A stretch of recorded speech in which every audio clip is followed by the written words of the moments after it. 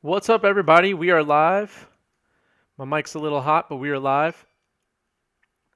Phil Nguyen is here. Roland Cheng is here. Shotokan Tiger is here. Everybody's here. Jason Murray and Rich Cali are all set, ready to go. The finals of the Big Apple Brainstorm tournament. I want to take a moment here so I don't forget later. Thank you to MTG Banding, Phil Nguyen, for organizing this tournament. MTG Banding on Twitter is where you can find Phil. Follow him and retweet him and like all the pictures of his deck lists.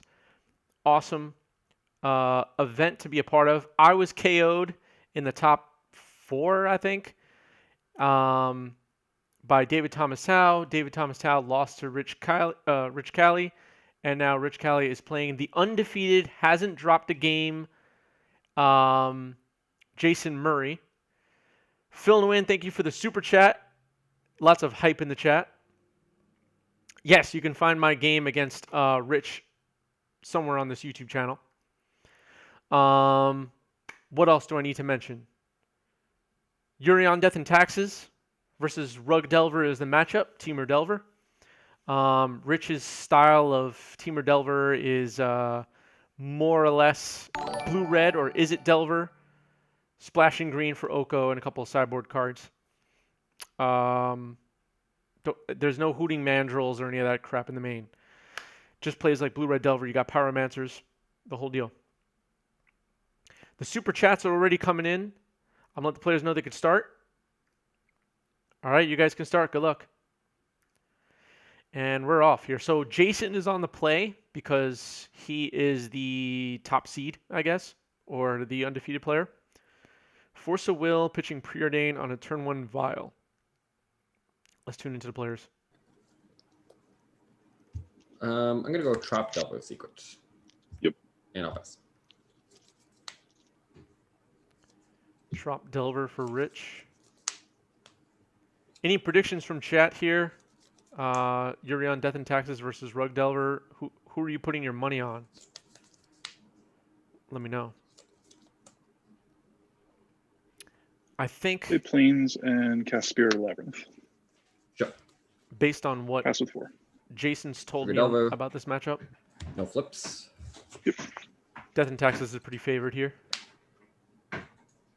And Rich, before we started the stream, said this looks like it's going to be an uphill battle. But he said it's going to be good content. 18. 18. I'm going to get a Volk and That's what I play agree. Jump Pyromancer. Yep. I am Alright, there's your done Pyromancer. after that. Eric says got a root for Three Rich. cards. Yes. All right. Rooting for Delver. Draw. More than anything, maybe? Perhaps? I'll play Wasteland and Wasteland the Volcanic Island. Sure. Pass with 4. Trigger Delver. Yep. No flips. No flips. Does Rich have another land? Combat. Attack for 2. Yep. Take 2 to 18. Yep. I'll go Blocks. Scalding Tarn and play Delver Secrets. And I'll pass. Okay. A lot of flyers, potentially. And he did have another land. Spirit of the Labyrinth looks like it's pretty good right here, though. Play Plains and cast Mother Runes. Sure.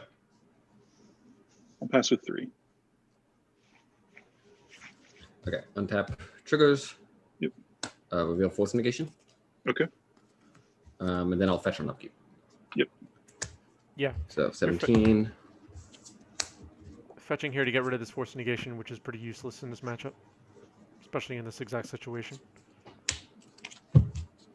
Jason's deck being mostly creatures. Force Negation not very useful.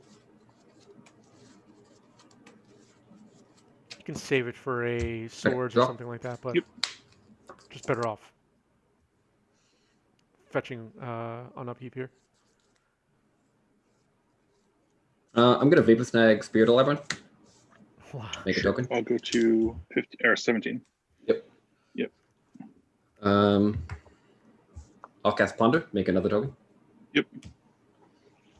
Pretty good. This is a damn good start for Rich. I'll keep.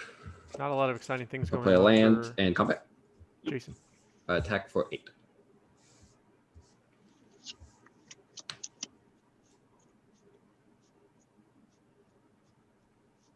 Jason thinking about blocking here? Or does he have a spell? A blocking Pyromancer and take 6. Sure. Do go to 11. Go to 11. Pass. All right, an opportunity to slow down the onslaught here by Play getting rid of the Pyromancer. Caracas. Tap 3 for Recruiter of the Guard. Yep. Trigger. Find a Flicker Wisp. Cool. Shuffle in a minute, but I'll cast Vial. Sure. And pass with 3.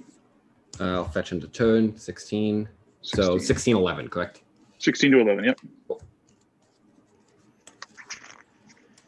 These two players had played a match prior to today in this bracket, and Jason won 2-0. Sure. So Rich wants revenge. This is it with Oko? Yes. What's up, Life of Park? How's it going? I'm going to cast Oko. That's pretty good. I'm going to move up on an elemental. So this monkey will be an elk. I'll concede. Oh, All right. We're going to game 2 here. Rich up a game. The first game dropped in this entire tournament for Jason Murray. Yeah, it didn't look like Jason had any chance of coming back. Yes, I figured it was you, LePark from Twitch. What's up? What's up? Thanks for tuning in. If you just joined us, Rich Cali's up a game here in the finals against Jason Murray. Did I say the right names? Yeah, Rich, Jason.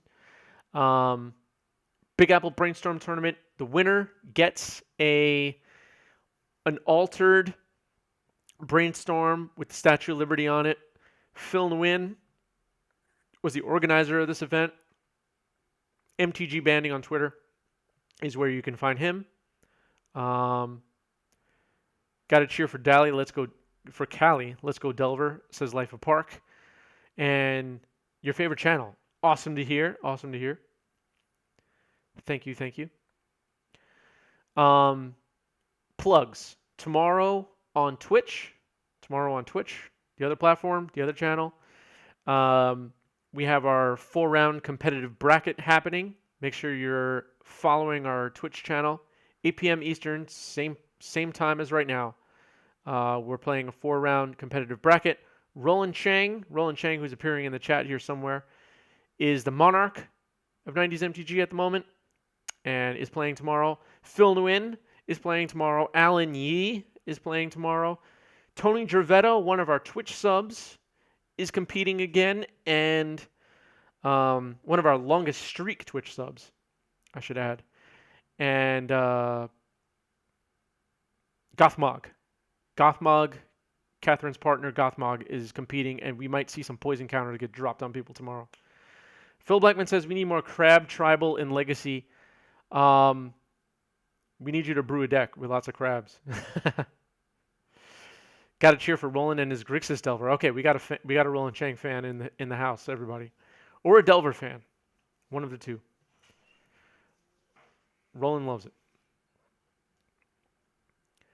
I don't have the full deck list in front of me, but I think sideboarding is pretty straightforward here. Force of Negations coming out on. Actually, it's an interesting question. Jason's Death and Taxes list. What does sideboarding look like? This deck has 80 cards in the main. I guess like Path to Exiles or something like that. Jason's first game loss of the event. Yeah. We just witnessed a historic game. Jason's first ever loss in a Big Apple Brainstorm Legacy tournament. I did not play against Jason, but I did play against Rich, and I lost in 3. But we had a great match, and as Phil was saying before, Philip Nguyen in the chat, um, the match is up on this channel somewhere, and it was up on Reddit, and I think it was posted on Tumblr. I'm just playing. All right, a fetch and a Dreadhorde after a Thalia to start the game for Jason. And I think Thalia is where you want to be to start this game. Daze is probably good here. Forces not so much. I don't know if that's... I think it might be the reverse. Both really good players. I agree. Jason also recently played in... both of these players have content on Channel Fireball that just came out within the last week or two.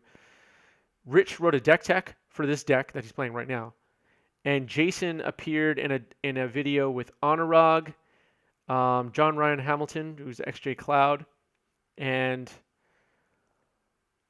XVed, or I forget this person's username, but it's up on the Channel Fireball YouTube channel. But pretty cool. Point being, Jason's pretty good with this Death and Taxes deck, and Rich is pretty good with this Delver deck. Bolt in the red zone, yep. Here's Mom.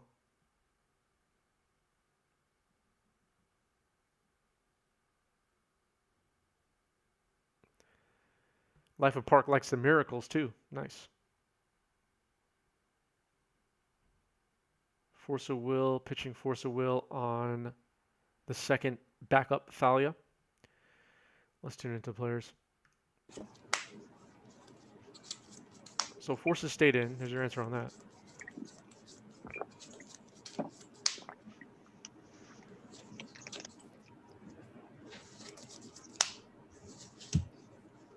If you just joined, please jam the like button and hit subscribe. Bringing you lots of legacy, paper legacy content, among other formats. Jam that like button, everybody. Helps us out a lot. All YouTube cares about is that you hit the like button. 17. All right, Rich goes to 17. Oh, I missed the other fetch. Okay, 17.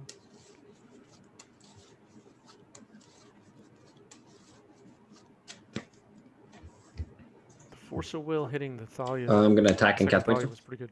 Sure.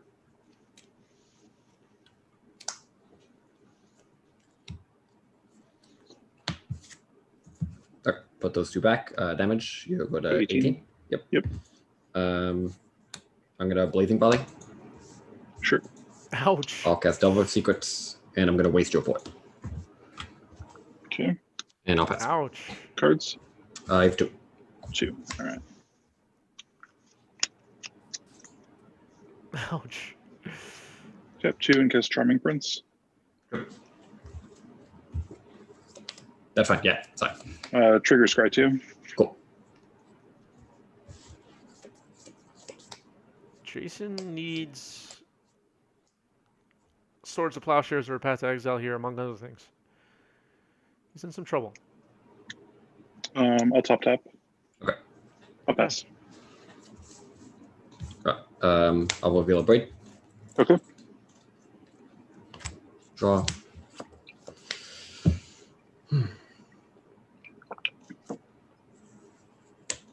I'll pre-order. Okay. So, tap. Put them both on bottom. Combat. I'll attack and I'm going to pre-order. Sure.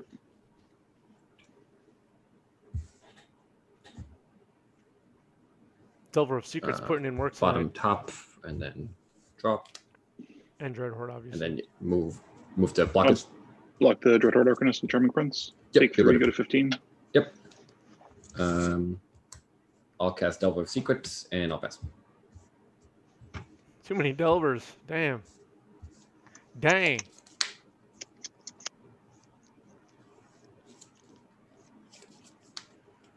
Take that, Yorion. I'm just playing. I don't know what I'm talking about. Yep, 15. Swings with Charming Prince, okay. I'll play Caracas. Tap 3 for Flicker Wisp. Blazing Volley's in the yard. Sure. Should I go Charming Prince? I'll bolt the prince. Okay. Ha, Rich has everything. Rich has everything.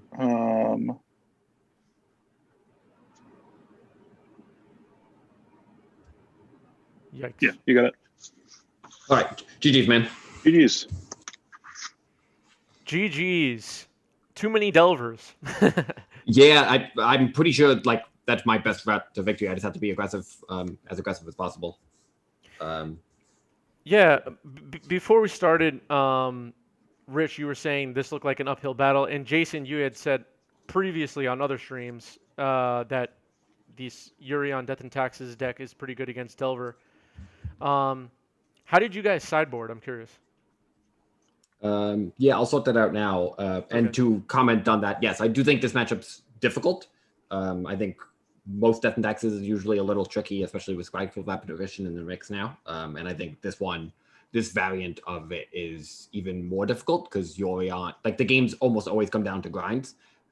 If I don't kill my opponent quickly, and Yorion just being an extra card is really dominant. And when we played earlier in the tournament, I honestly felt like I barely had a chance in those games because he answered my early pressure and I was able to, and I wasn't able to do anything. Yeah, So how did those games go? Were you able to, Jason, were you able to like sword his creatures early on and then just drop a whole bunch of hate bears? I think it was a mixture of he was not as threat heavy, and I was able to just leverage my life total as a resource a little bit more and establish control. Yes, that was definitely it. Yeah, like I think I probably went to. Did I Charming Prince twice against you, or was that a different match that I'm remembering? I don't remember that specifically, but I do remember that you didn't answer my creatures early in the games, but you were able to just go down to 4 life. But once you got your recruiters, Flicker Wisp, Skyclave Apparition stuff going on, and once you could get a Yorion into play, it became impossible for me to overcome that. So you basically just answered my board with yours eventually. Right. And Rich, now that I can see your sideboarding, so you took Dazes out. On the draw. Because you're on the draw? Yeah, okay. On the draw. Some people in chat were asking about that. Yeah, go ahead. I like keep leaving one in, keep my opponents honest. And I side out cantrips a lot in decks that have as many cantrips as this version of Delver. It's just this version has 12 cantrips, and against the Spirit of the Labyrinth deck, I don't want to rely on them. And Aether Vial is really important, even though Force Will is not very good. But again, my aggressive plan is really important, so I need to answer him kind of on curve. That's why in that previous game, I Force Willed Valia, even though I could have answered it with the cards in my hand. I didn't have the Blazing Valia at that time, but I could have answered it with, an Abrade or whatever. But I really needed to make sure I could counter his Zing, cast a cantrip, deploy a threat, answer his creature. And that's kind of like what I was trying to set up. And Daze doesn't do that nearly as well. Right. So the game plan was to be as aggressive as possible and put as much of a timer on this as possible. Yeah. I mean, both games I just like it was Delver of Secrets all the way.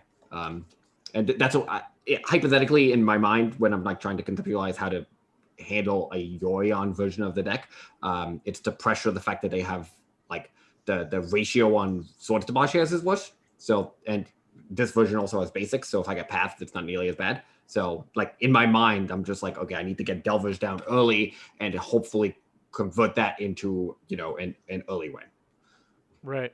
And last thing, Jason, I know we talked about this a bunch of times on stream, but I think it's interesting to people to hear anyway. The Death and Taxes deck with 80 cards with Yorion, or the Death and Taxes deck with 60 cards without Yorion. Why be the 80 cards? Well, in this matchup specifically, the Yorion is a 4/5 flyer. Just helps you not die a lot of the time. A lot of times there's Delver, you'll just trade off threat for threat, and then whoever has the last one, whether it's a Flicker Wisp or a Thalia or a Delver, is if you answer all the engine cards and the Okos and the Young Pyromancers and Dreadhorde Arcanists, whatever's left isn't going to kill you that quickly. So just having a 4/5 is really good.